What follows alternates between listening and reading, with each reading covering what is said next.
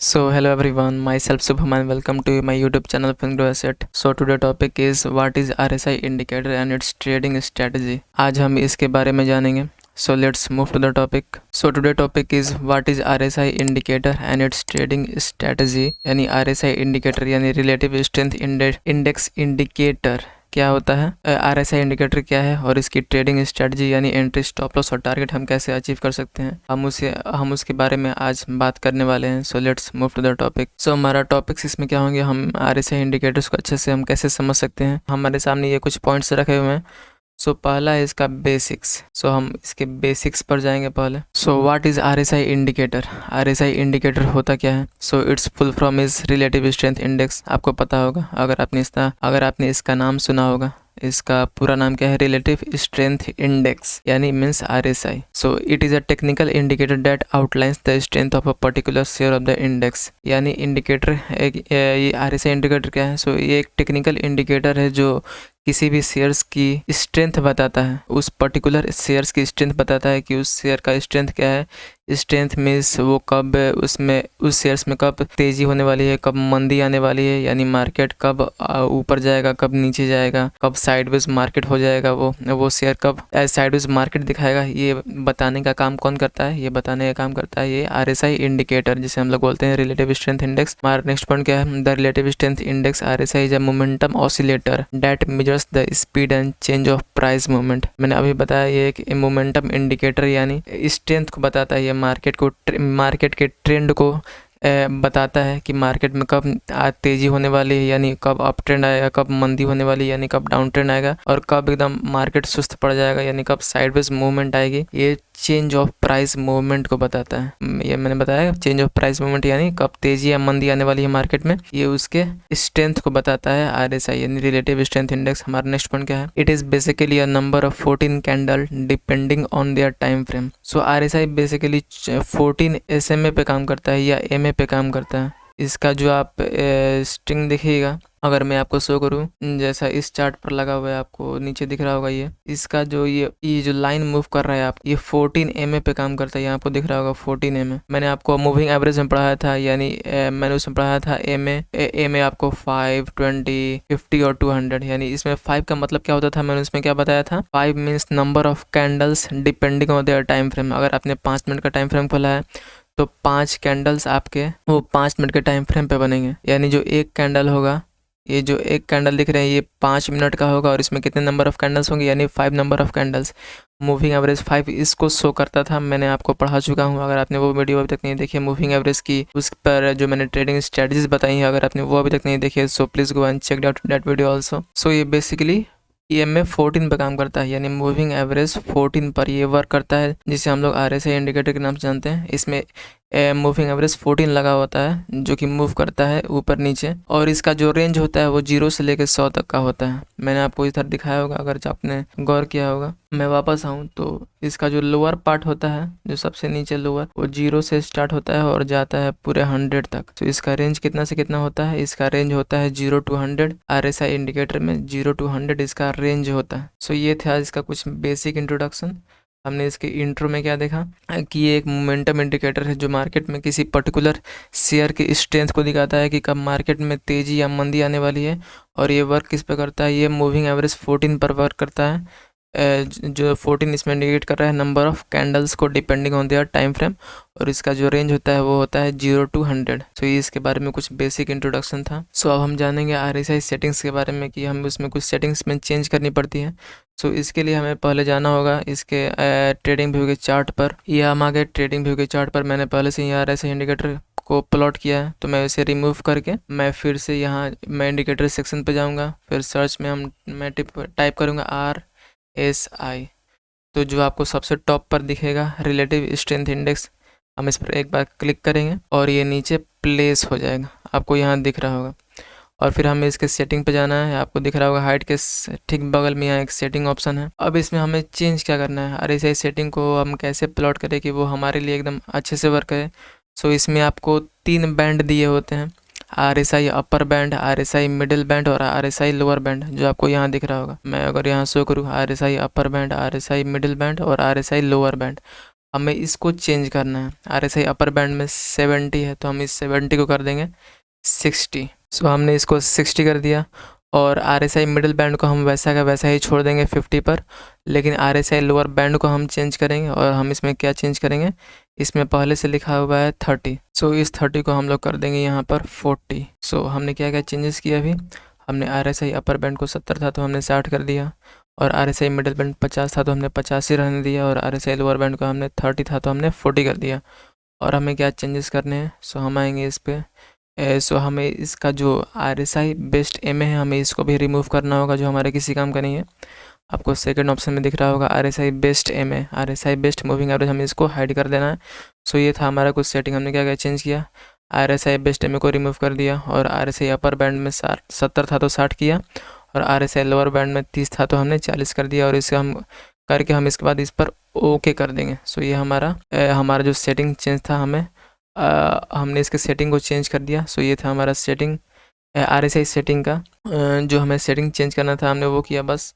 और हमारा जो नेक्स्ट पॉइंट है, वो नेक्स्ट टॉपिक है, वो है rules to follow. So RSI पर हमें ट्रेड लेने से पहले या उसे समझने से पहले कुछ रूल्स होते हैं, हमें उन रूल्स के बारे में जानना होगा। सो रूल्स टू फॉलो, इसके रूल्स क्या हैं।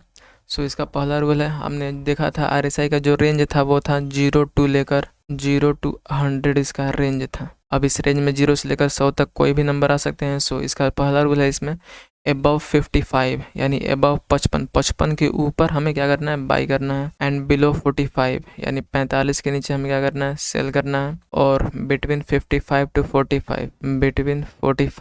45 नो ट्रेड। अब नो ट्रेड का क्या मतलब है, यानी अगर मार्केट 55 से 45 के बीच में होगा तो वो साइडवेज मार्केट दिखाएगा। वो क्या दिखाएगा, साइडवेज मार्केट यानी कंसोलिडेशन होगा, जिसमें हमें कुछ नहीं करना है, नो ट्रेड। और अबव 70, अगर 70 से मार्केट ऊपर निकल जाए तो ओवरबाउट। ओवरबाउट का क्या मतलब है कि मार्केट में बहुत ज़्यादा तेज़ी आ गई है। अब उसका ट्रेंड जो होता है ट्रेंड जो होगा वो रिवर्स भी हो सकता है या वो कंटिन्यू भी कर सकता है, वहाँ से हमें कुछ उसका पता नहीं चल पाता है। अगर मार्केट अबव 70 हो जाए तो हमें उसमें कम से कम बाई तो नहीं ही करना है। और बिलो 30 यानी 30 से नीचे अगर मार्केट निकल जाए तो ओवर सोल्ड, यानी मार्केट में बहुत ज़्यादा मंदी आ चुकी है, यानी मार्केट में बहुत ज़्यादा ही बिक्री, यानी एकदम जितनी भी बेचने वाले थे उन सारे बेच के वो निकल चुके हैं। बहुत मतलब अधिक मात्रा में बेचा गया है वो स्टॉक्स या शेयर्स। तो ये था इसका कुछ रूल्स। सो अबव 55, अगर 55 के ऊपर हो तो बाई करना है। अबव बिलो 45, अगर 45 के नीचे हो तो सेल करना है। बिटवीन 55 to 45 हमें कुछ नहीं करना है, यानी उस वक्त मार्केट साइडवेज होगी, कंसोलिडेशन। अगर 70 से ऊपर निकल जाए तो ओवरबाउट, और अगर 30 से नीचे निकल जाए तो ओवर सोल्ड। ओवरबाउट यानी बहुत ज़्यादा तेज़ी, और ओवर सोल्ड यानी बहुत ज़्यादा मंदी, बहुत ज़्यादा ही खरीद लिया गया है ओवरबाउट में, और बहुत ज़्यादा बेच दिया गया है ओवर सोल्ड में। और इससे कंक्लूजन क्या निकलता है, हमें ख़रीदना है 55 से ऊपर निकल जाए तब खरीदना है, और कहाँ तक, 55 से 70 के बीच में। अगर मार्केट 55 से 70 के बीच में है तो हमें ख़रीदना है। और हमें सेल कब करना है, सेल करना है हमें 45 से लेकर 30, 45 to 30 के बीच में हो तो हमें सेलिंग पे जाना है। और 70 से ऊपर निकल जाए तो ओवरबाउट, 30 से नीचे निकल जाए तो ओवर सोल्ड, यानी हमें उस पर कम से ओवरबाउट में हमें क्या नहीं करना है, हमें ख़रीदना नहीं है। और ओवर सोल्ड में हमें क्या करना है, हमें बेचना नहीं है। ये थे कुछ इसके 5 रूल्स जिसे हम लोगों ने पढ़ा, इन 5 रूल्स को। सो आपको इसे ध्यान में रखना है। हम इन्हीं को ध्यान में रखते हुए यहाँ पर एंट्री, स्टॉप लॉस, टारगेट, इन सब के बारे में कुछ डिस्कस कर पाएंगे। सो हम अपने टॉपिक पर वापस आएंगे। सो हमारा जो नेक्स्ट टॉपिक है वो है एंट्री। सो मैंने पढ़ा है RSI इंडिकेटर। RSI इंडिकेटर यानी एक इंडिकेटर है। इंडिकेटर क्या करता है, मार्केट को प्रेडिक्ट करता है कि ये जो शेयर है, वो पर्टिकुलर शेयर है, वो कहाँ पर जा सकता है, वो ऊपर जा सकता है, नीचे जा सकता है, साइडवेज में जा सकता है। सो ये इंडिकेट करता है, ये कोई कंफर्मेशन नहीं है। और हमें एंट्री लेने के लिए पता है, हमें एंट्री लेने के लिए कंफर्मेशन की आवश्यकता होती है, ना कि कोई हमें इंडिकेट करे या कोई हमें बताए कि मार्केट कहाँ जाने वाला है।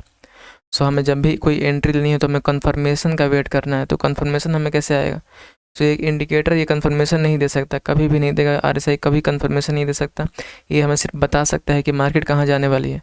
तो हम कंफर्म कैसे करेंगे, कंफर्म हम करेंगे प्राइस एक्शन पर। प्राइस एक्शन पर हम इसे कंफर्म करेंगे। प्राइस एक्शन क्या होता है, मैंने आपको जब आपने मेरी फर्स्ट वीडियो देखी होगी तो मैंने उसमें प्राइस एक्शन के बारे में डिस्कशन किया था। सो उसमें कौन कौन से टॉपिक आते हैं, प्राइस एक्शन हम कैसे पहचानेंगे कि ये प्राइस एक्शन है, हमने चार्ट पर प्लॉट कर दिया तो हम कैसे पहचानेंगे ये प्राइस एक्शन है। सो प्राइस एक्शन में आते हैं आपको सपोर्ट रेसिस्टेंस आते हैं, प्राइस एक्शन में इंक्लूड हैं। उसके बाद चार्ट पैटर्न्स आते हैं जो कि प्राइस एक्शन में के अंतर्गत ही आते हैं। उसके बाद ट्रेंड लाइन्स भी प्राइस एक्शन के अंतर्गत यानी उसके अंदर ही आते हैं। सो इसमें प्राइस एक्शन क्या क्या आते हैं, support resistance, chart patterns and trend lines. ये तीनों चीज़ों को मिलाकर हम लोग बोलते हैं इसे प्राइस एक्शन।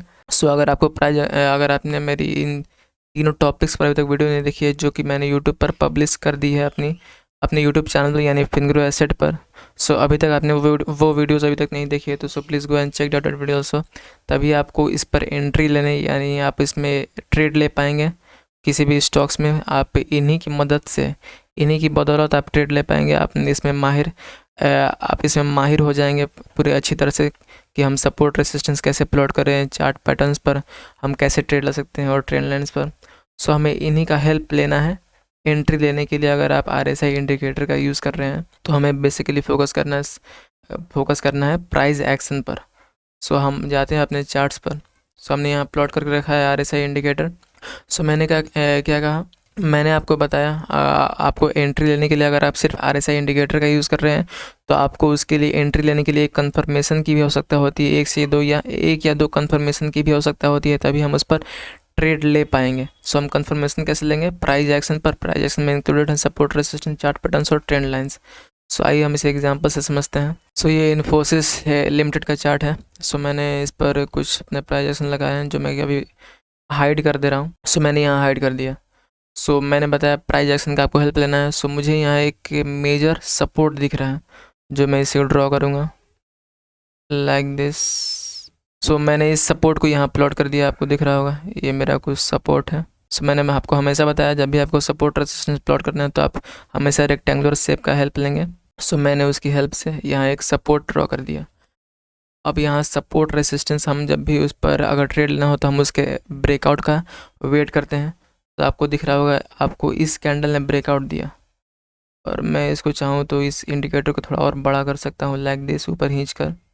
सो इस जो कैंडल है आपको यहाँ जो रेड कैंडल दिख रहा होगा, इस कैंडल ने यहाँ ब्रेकआउट दिया और हम इसका अगर मेज़र करें इसका RSI में वैल्यू कितना है तो हम नीचे की ओर जाएंगे। उस कैंडल आपको दिख रहा होगा यहाँ वर्टिकली कैंडल को शो हो रहा है और हॉरिजॉन्टली आपको यहाँ वर्टिकली आपको कैंडल शो हो रहा है और जो हॉरिजॉन्टली आपको RSI वैल्यू शो हो रहा है। अगर हम वर्टिकली वहाँ कैंडल्स पर हमने मार्क कर दिया फिर हम हॉरिजॉन्टली देखें तो ये इसका जो RSI वैल्यू है इस कैंडल का वो है 36। अब ये क्या शो कर रहा है 36। मैंने बताया था जब भी मार्केट 55 से लेके 70 तक हो तो हमें बाई करना है और अगर 45 से लेके 30 के बीच में हो तो हमें सेलिंग करना है। तो ये है 45 से लेके 30 के बीच में। तो हम इस पर क्या करेंगे, हम इस पर सेल करेंगे। कोई भी स्टॉक या कोई भी इंडेक्स हो हमें उसमें सेलिंग करनी है अगर इनके बीच में हो तो। सो हम यहाँ हमें कितने कन्फर्मेशन मिले, हमें एक RSI का कन्फर्मेशन मिला, ये बता रहा है कि हम सेलिंग में जा सकते हैं। और हमें दूसरा कन्फर्मेशन मिला यहाँ सपोर्ट रेसिस्टेंस ब्रेकआउट का जो कि हम प्राइस एक्शन बोलते हैं स्टॉक मार्केट की भाषा में। तो हमें यहाँ एक प्राइस एक्शन का कन्फर्मेशन मिला कि हम एंट्री ले सकते हैं और हमें RSI भी कंफर्म कर रहा है कि हमें एंट्री ले सकते हैं। और देखिए हमें कितना अच्छा प्रॉफिट मिला नीचे की तरफ हमें कितना अच्छा प्रॉफिट मिला।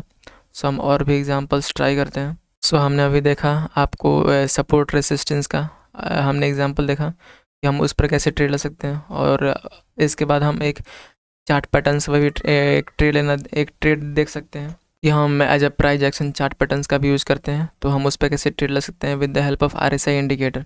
सो आपको यहाँ कुछ दिख रहा होगा, ये कुछ is a type of W pattern यानी डबल बॉटम जो कि मैंने आपको चार्ट पैटर्न्स में पढ़ाया है। सो उसमें क्या था डबल बॉटम में क्या था, एक नेकलाइन होती है और यहाँ दो नीचे बॉटम बनना चाहिए। तो यहाँ दो बॉटम बन रहा है, फर्स्ट बॉटम सेकंड बॉटम। और हमने यहाँ एक नेकलाइन खींच देंगे with the help of horizontal line. So हमने यहाँ एक हॉरिजॉन्टल लाइन लिया, सेलेक्ट किया और यहाँ हमने एक प्लेस कर दिया जो कि इसका एक नेकलाइन है डबल बॉटम का। सो आपको दिख रहा होगा इस कैंडल ने ये जो ये ग्रीन कैंडल है, छोटा वाला नीचे वाला कैंडल है, इसने यहाँ ब्रेकआउट किया और फिर हम इसका मेज़र करेंगे कि इसका RSI वैल्यू कितना है। तो हम वर्टिकल में देखेंगे कैंडल कौन सा है, हमने कैंडल पर इसको बुक किया, मार्क किया, और हॉरिजॉन्टल में हम इसका देखेंगे RSI वैल्यू। हमने इसका RSI वैल्यू देखा तो इसका दिखा रहा है 57.79, और ये किसके किसके बीच में है, ये 55 से लेकर 70 तक के बीच में है। तो हम इसके बीच में क्या करते हैं, हम इसके बीच में कोई भी स्टॉक्स या शेयर या फिर कोई भी इंडेक्स हो हम उसे बाई करते हैं। सो हमने इस कैंडल पर जैसे ही ब्रेकआउट दिया तो हमने इस पर एंट्री ली, और आपको दिख रहा होगा हमें कितना अच्छा एक अच्छा अप ट्रेंड मिला ऊपर की तरफ। हमें एक अच्छा, बहुत ही अच्छा ऊपर की तरफ एक अप ट्रेंड मिला। तो हमने देख लिया एक चार्ट पैटर्न पर ट्रेड कैसे ले सकते हैं with the help of RSI indicator. So आइए एक एग्जांपल और देखते हैं। सो मुझे यहाँ एक अच्छा सा सपोर्ट दिख रहा है। सो मैं यहाँ एक रेक्टेंगल लूँगा और फिर मैं यहाँ एक प्लॉट करूँगा एक सपोर्ट लेवल। सो मैंने यहाँ एक सपोर्ट लेवल प्लॉट कर दिया, आपको दिख रहा होगा। टू और मोर पॉइंट्स से हम एक सपोर्ट या रेसिस्टेंस को ही सकते हैं, जो भी लाइंस उस पर या पॉइंट्स उस पर टच करें उस लाइन पर। सो हमने एक मेजर सपोर्ट ड्रॉ किया, और फिर इस कैंडल ने, आपको दिख रहा होगा, इस कैंडल ने यहाँ ब्रेकआउट दिया। 1 मिनट, इस कैंडल ने यहाँ ब्रेकआउट दिया, और हम इसका अब RSI वैल्यू चेक करेंगे। तो मैं इसको ऊपर करूँगा, और मैं इस ऊपर वर्टिकल में हमें दिखेगा कौन सा कैंडल है, और आपको जो हॉरिजॉन्टल में दिखेगा इसका RSI वैल्यू दिखेगा। तो हॉरिजॉन्टल में इसका RSI वैल्यू दिख रहा है 34.75।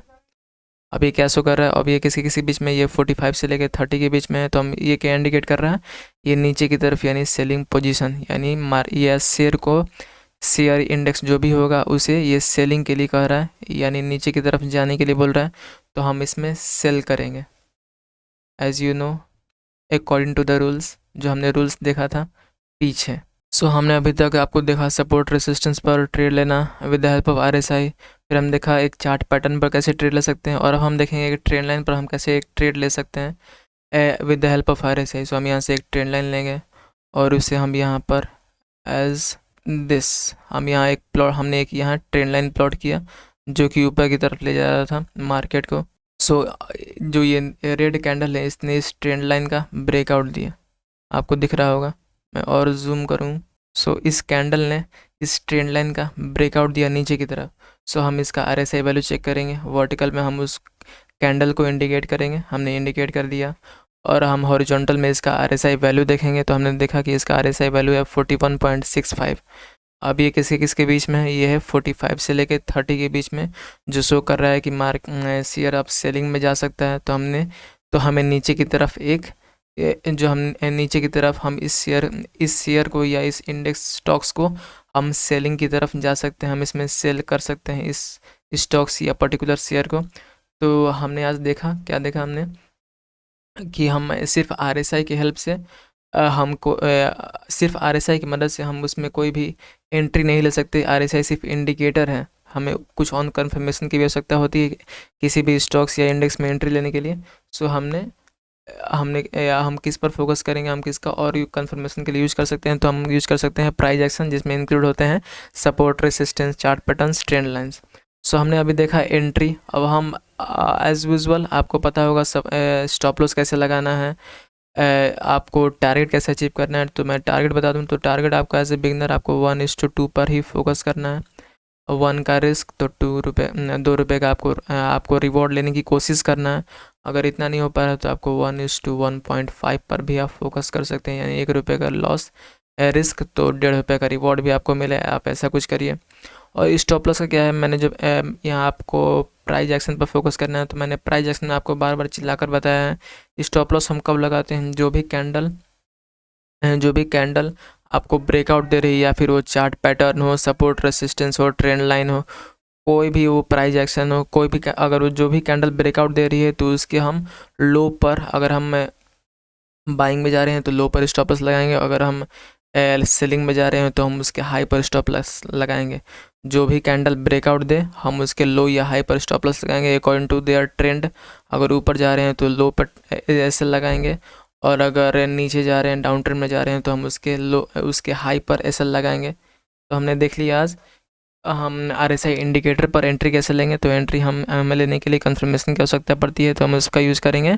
इसमें यूज़ करेंगे हम प्राइस एक्शन का, जिसमें इंक्लूड होते हैं आपके support, resistance, chart patterns, trend line, कभी कभी कैंडलस्टिक पैटर्न्स भी आते हैं उसमें।